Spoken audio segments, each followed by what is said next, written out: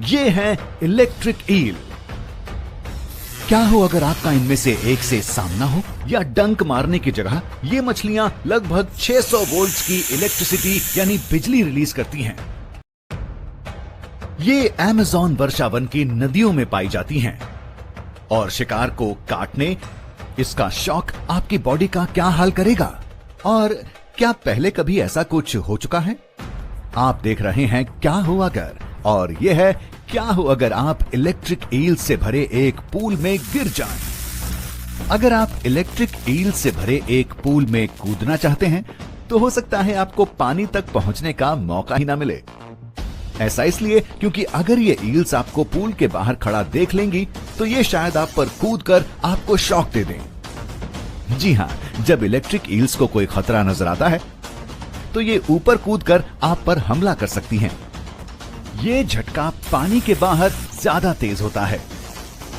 तो पूल में कूदने से पहले भी आपको सावधान रहना होगा, या इनसे भरे एक पूल से एक मछली कैसे किसी को शॉक यानी झटका दे सकती है। लेकिन क्या हो अगर आप सीधा अंदर जा सकें? ये कहना गलत नहीं होगा कि ये बेहद खतरनाक होगा।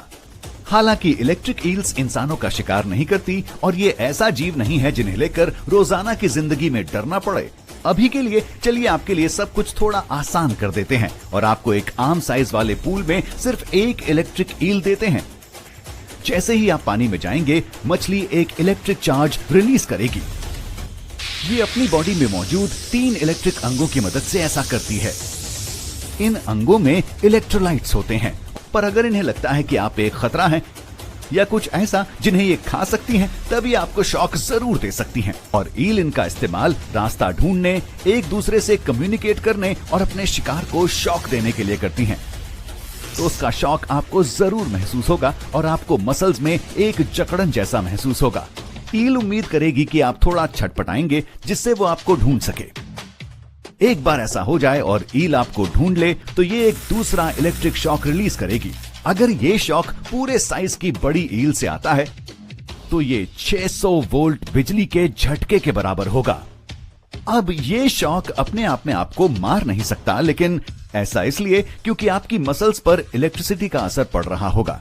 तो आपको कुछ मसल्स में बेहद दर्दनाक जकड़न महसूस होगी। इस सब की वजह से आप बेहोश हो जाएंगे। और याद है ना, हम एक पूल में हैं।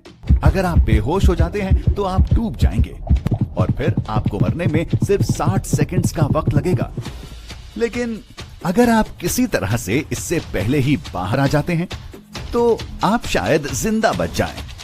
हालांकि इस तरह के शॉक्स में आपको सालों नहीं तो कई पहला इलेक्ट्रिक शॉक आपको ढूंढने के लिए होगा।